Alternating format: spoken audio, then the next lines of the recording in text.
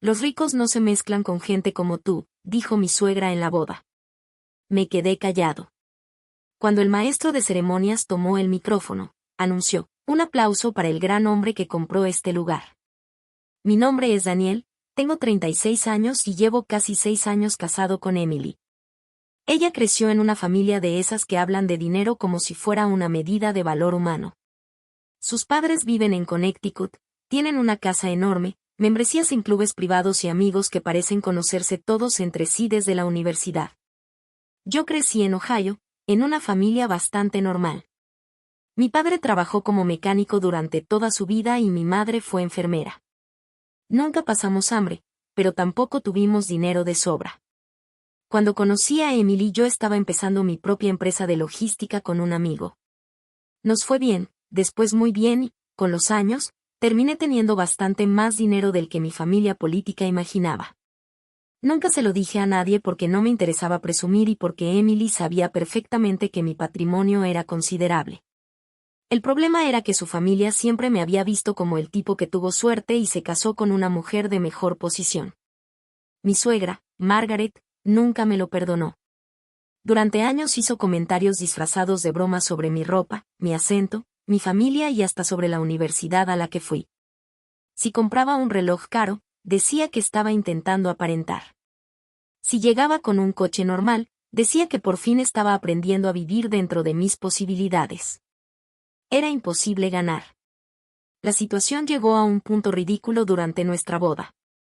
Margaret insistió en que la celebración tenía que ser en uno de los lugares más exclusivos de Manhattan porque, según ella, la familia de Emily no podía permitir que sus amigos pensaran que habíamos hecho una boda barata. Lo curioso es que yo había pagado una parte enorme de todo aquello sin que ellos lo supieran. La tarde de la boda, mientras Emily estaba con sus damas de honor, Margaret me encontró solo cerca de una de las salas privadas. Me miró de arriba abajo y me dijo que esperaba que después de casarme con su hija entendiera que había ciertas reglas que debía respetar. Cuando le pregunté a qué se refería, soltó la frase que todavía recuerdo palabra por palabra: los ricos no se mezclan con gente como tú. Emily está haciendo un sacrificio enorme al casarse contigo, así que al menos no la hagas quedar mal. Me quedé callado. No porque no tuviera que responderle, sino porque no quería destruir la boda de Emily. Lo que Margaret no sabía era que aquel lugar no era simplemente un salón que habíamos alquilado. 3 meses antes había comprado el edificio mediante una de mis compañías de inversión. Había sido una operación inmobiliaria bastante grande y preferí mantenerlo en secreto porque no quería que nadie creyera que estaba intentando presumir delante de la familia de Emily. La recepción comenzó y traté de olvidarme del asunto. Margaret volvió a comportarse como si nada hubiera pasado, saludando a sus amigos y presentándome como el esposo de Emily. Yo estaba hablando con mi socio cuando el maestro de ceremonias pidió silencio porque quería hacer un anuncio especial. Dijo que antes de continuar con la celebración quería reconocer a la persona que había hecho posible que aquella boda se realizara en ese lugar. Todos comenzaron a mirar alrededor esperando ver a algún empresario famoso. Entonces el maestro de ceremonias sonrió, levantó el micrófono y dijo: un aplauso para el gran hombre que compró este lugar. Y señaló directamente hacia mí. La sonrisa de Margaret desapareció. El padre de Emily dejó de hablar a mitad de una frase. Mi cuñado se quedó mirando al escenario como si no entendiera lo que acababa de escuchar. Emily me miró sorprendida porque ella sabía que había comprado propiedades, pero no sabía que había comprado precisamente aquel edificio. Me levanté mientras todos aplaudían. No dije nada arrogante. Simplemente agradecí el reconocimiento y expliqué que había comprado la propiedad meses atrás como inversión y que jamás había querido que aquello afectara nuestra boda. Entonces miré a Margaret. Ella me sostuvo la mirada durante unos segundos y entendí algo que me dio más satisfacción que cualquier aplauso. Por primera vez desde que la conocía, no estaba mirando a un hombre al que consideraba inferior. Estaba mirando a alguien que podía decirle que no. Y esa noche todavía no había terminado. Actualización 1. 2 semanas después de la boda, la situación con la familia de Emily estaba mucho peor de lo que había imaginado. Emily prácticamente había dejado de hablar con sus padres. No respondía a los mensajes de Margaret y tampoco aceptaba sus llamadas. Su padre había intentado convencerla de que todo lo ocurrido durante la boda había sido una exageración y que yo había aprovechado un momento incómodo para avergonzar deliberadamente a su madre. Emily no le creyó. Ella había escuchado perfectamente lo que Margaret me dijo antes de la recepción. Después de conocer toda la historia del edificio, entendió que yo no había preparado ninguna escena. Margaret, por supuesto, tenía una versión completamente distinta. En el chat familiar comenzó a decir que yo había ocultado mi dinero durante años solamente para hacerlos quedar mal. Según ella, la revelación durante la boda había sido una especie de espectáculo cuidadosamente preparado para demostrar que yo era más rico que todos ellos. Algunos familiares le dieron la razón y empezaron a llamarme arrogante y resentido. Incluso uno de mis cuñados escribió que yo tenía una obsesión enfermiza con demostrar que no necesitaba a nadie. No respondí a ninguno de esos mensajes. Ya había aprendido que discutir con Margaret era una forma bastante eficiente de perder el tiempo. 2 semanas después de la boda, estaba revisando unos documentos de una de mis compañías cuando mi abogado me llamó para preguntarme por una operación que estaba pendiente de aprobación. Se trataba de un edificio que pertenecía a otra empresa de mi grupo y que llevaba varios meses en proceso de negociación. Una compañía que no reconocía directamente había presentado una propuesta para comprarlo y, después de revisar los documentos, descubrimos que detrás de esa sociedad estaba la empresa de mi suegro. Lo extraño no era que quisiera comprar el edificio. Lo extraño era que la operación dependía de una financiación que todavía no estaba asegurada y que, según los documentos, mi suegro había presentado el proyecto como si tuviera prácticamente garantizada la adquisición. Mi abogado me explicó que nuestra empresa todavía no había aceptado formalmente la propuesta y que podía retirarla sin incumplir ningún contrato. Le pregunté qué ocurriría si simplemente rechazábamos la operación. Me dijo que probablemente tendrían que buscar otra propiedad o conseguir financiación adicional, y que el proyecto podría retrasarse varios meses. Yo recordé entonces la conversación con Margaret durante la boda. Recordé cómo había hablado de mi familia, de mi origen y de lo poco que, según ella, yo pertenecía a su mundo. También recordé que, durante años, su familia había tratado mis negocios como si fueran una casualidad que tarde o temprano terminaría. No hice nada ilegal ni intenté sabotearlos. Simplemente retiré la propuesta comercial que nuestra empresa había presentado meses atrás. Mi abogado se encargó de comunicarlo de manera completamente profesional, sin mencionar a Emily, la boda ni ningún conflicto familiar. El problema llegó unas horas después. Mi suegro me llamó directamente. No empezó gritándome. Al principio intentó hablar conmigo como si aquello fuera una conversación normal entre dos empresarios. Me preguntó por qué habíamos retirado la propuesta y me dijo que el proyecto llevaba meses preparándose. Le respondí que habíamos decidido no continuar con la operación porque nuestra empresa ya no consideraba que fuera conveniente. Entonces cambió el tono. Me preguntó si aquello tenía algo que ver con la boda. Le dije que los negocios y la familia eran cosas diferentes. Hubo unos segundos de silencio. Después me respondió que yo estaba actuando como un niño resentido y que no podía permitir que una discusión familiar afectara a una operación de millones de dólares. Fue entonces cuando le dije que precisamente por eso no había mezclado las cosas. La decisión la había tomado mi empresa y estaba basada en que ya no quería hacer negocios con personas en las que no confiaba. No volvió a hablar durante varios segundos. Luego preguntó si yo era el propietario del edificio donde se había celebrado la boda. Le respondí que sí. Esta vez no intentó discutir conmigo. Simplemente dijo que necesitaba tiempo para procesarlo y colgó. Esa misma noche recibí 3 llamadas de Margaret. No contesté ninguna. Después comenzaron a llegar mensajes. El primero decía que estaba destruyendo una relación familiar por orgullo. El segundo decía que nunca había querido perjudicar a nadie y que yo estaba interpretando mal sus palabras. El tercero fue diferente. Margaret dejó un mensaje de voz de casi 4 minutos.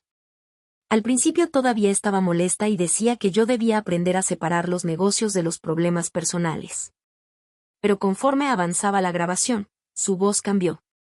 Terminó diciéndome que, si había alguna manera de reconsiderar la decisión, estaba dispuesta a hablar conmigo. La mujer que me había dicho que los ricos no se mezclaban con gente como yo ahora me estaba pidiendo que le abriera una puerta. Y por primera vez, No sentí ninguna necesidad de hacerlo. Actualización 2. 3 meses después de la boda, ya era evidente que el problema con la familia de Emily no se había quedado en una discusión familiar. El proyecto inmobiliario de mi suegro había comenzado a retrasarse por todas partes. La financiación que necesitaban no llegó en los términos que esperaban y la propiedad alternativa que intentaron conseguir resultó demasiado costosa. Sin el edificio que habían intentado comprar a través de la sociedad intermediaria, el plan que llevaban meses preparando dejó de tener sentido. Durante ese tiempo, Margaret siguió intentando contactar conmigo de distintas maneras. Algunas veces llamaba directamente y otras veces le pedía a Emily que hablara conmigo. Emily se negó desde el principio a involucrarse en los negocios de sus padres. Me dijo que no quería pedirme dinero ni quería que nuestra relación volviera a convertirse en una negociación entre su familia y yo. Por primera vez desde que la conocía, estaba poniendo un límite claro con ellos. El problema era que las dificultades económicas de sus padres eran mucho más grandes de lo que yo había entendido. Una tarde, Emily llegó a casa después de hablar con su padre y me contó que habían utilizado parte del patrimonio familiar como garantía para financiar el proyecto. El negocio había sido presentado durante años como una inversión segura, pero ahora tenían varias obligaciones que no podían cubrir con facilidad. Su hermano también estaba involucrado y había pedido préstamos personales esperando que el proyecto empezara a generar ganancias rápidamente. Emily estaba muy afectada porque se dio cuenta de que sus padres le habían ocultado muchas cosas. Durante años ella había creído que su familia podía permitirse prácticamente cualquier cosa. Ahora entendía que una parte de ese estilo de vida dependía de mantener varios negocios funcionando al mismo tiempo y de asumir riesgos que ella nunca había conocido. No intenté aprovecharme de eso. Tampoco ofrecí dinero. Unos días después, Margaret consiguió hablar conmigo porque me llamó desde el teléfono de una amiga. Me pidió que me reuniera con ella y dijo que necesitaba explicarme algunas cosas. Le respondí que ya había escuchado suficiente durante años y que no tenía sentido repetir la misma conversación. Entonces me dijo algo que no esperaba. Me aseguró que sabía que había cometido errores conmigo, pero que yo también tenía que entender que ella solamente quería proteger a su familia. Le pregunté de qué necesitaba protegerlos. No supo qué responder. La conversación terminó cuando me pidió que ayudara económicamente a su esposo y a su hijo. Le expliqué que no iba a hacerlo. No porque quisiera verlos perderlo todo, sino porque sus problemas financieros no eran responsabilidad mía. Habían tomado decisiones de negocio mucho antes de la boda y yo no tenía ninguna obligación de rescatar esas decisiones. Poco después recibí una oferta para vender el edificio donde se había celebrado nuestra boda. El comprador estaba dispuesto a pagar una cantidad considerablemente superior a lo que yo había invertido. Mi socio pensaba que era una oportunidad demasiado buena para rechazarla, y después de revisar los números decidí aceptar. Antes de cerrar la venta, decidí hacer algo que llevaba tiempo pensando. Destiné una parte de las ganancias a una organización que ayudaba a familias de bajos ingresos con vivienda y asistencia básica. No necesitaba hacerlo y tampoco lo anuncié públicamente. Para mí era simplemente una manera de darle un propósito a una parte del dinero que había generado aquella propiedad. Margaret se enteró de todos modos. Me llamó esa noche y, en lugar de agradecer que estuviera ayudando a otras personas, se enfureció. Me preguntó cómo podía regalar dinero mientras su propia familia estaba enfrentando problemas. Le respondí que precisamente esa era la diferencia entre nosotros. Yo podía decidir qué hacer con mi dinero porque era mío. Ella, en cambio, había pasado años creyendo que el dinero de una familia le daba derecho a decidir cuánto valían los demás. Entonces volvió a mencionar la frase de la boda. Me dijo que quizá yo nunca había entendido lo que quiso decir cuando me dijo que los ricos no se mezclaban con gente como yo. Le respondí que ahora sí lo entendía perfectamente. Le dije que quizá tenía razón en una cosa. Yo tampoco quería mezclarme con personas que utilizaban el dinero para decidir quién merecía respeto. Después de todo lo que había ocurrido, ya no estaba interesado en demostrarle a Margaret que yo pertenecía a su mundo. Lo único que quería era vivir fuera de él.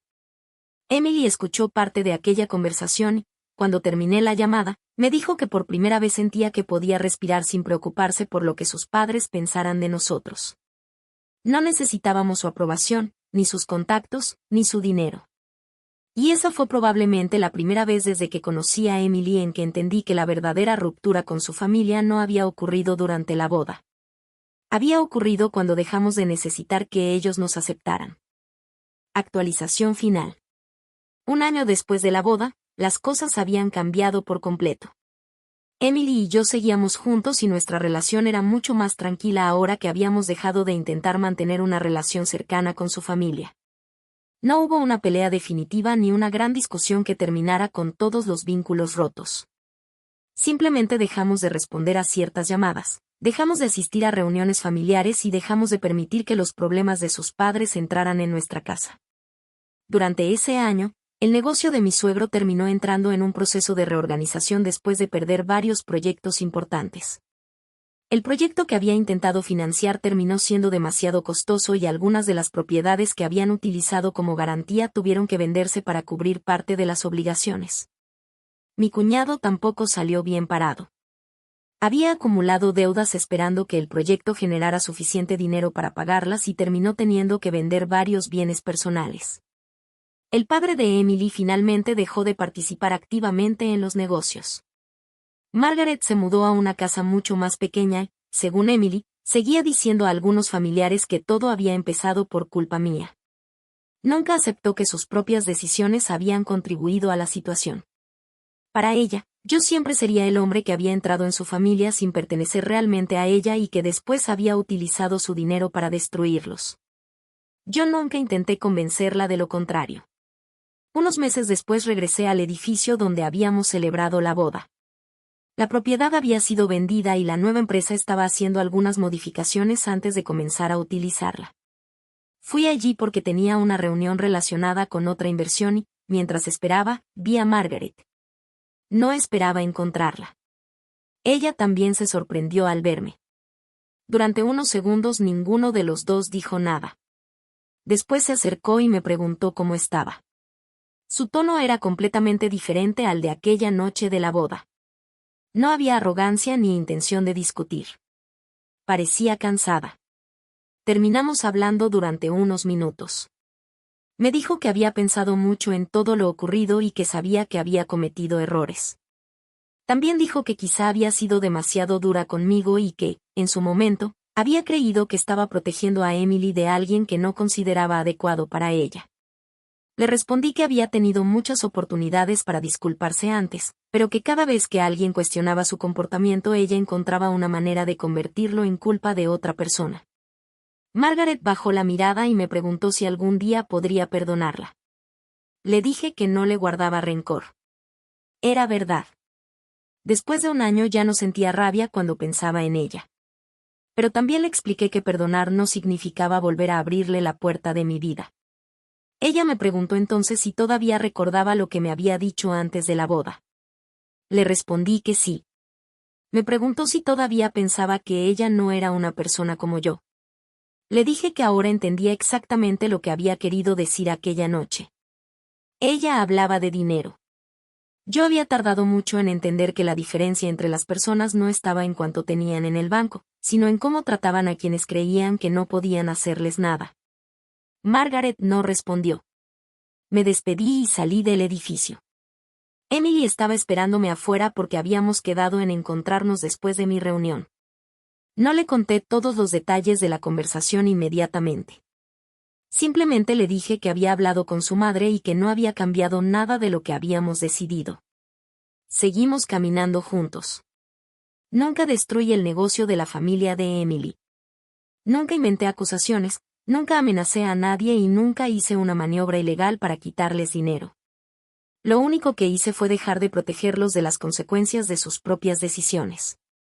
Cuando intentaron hacer negocios conmigo, decidí que no quería continuar. Cuando necesitaron que los rescatara, dije que no y cuando tuve la oportunidad de vender una propiedad, tomé la decisión que era mejor para mi empresa. Margaret pasó años intentando demostrar que yo no pertenecía a su mundo. Al final, consiguió exactamente lo que quería. Dejé de pertenecer a él. La diferencia fue que yo no necesitaba ese mundo para seguir adelante. Ella sí había necesitado que yo siguiera siendo el hombre al que podía mirar por encima del hombro. Cuando dejé de aceptar ese papel, perdió la única posición que había tenido sobre mí.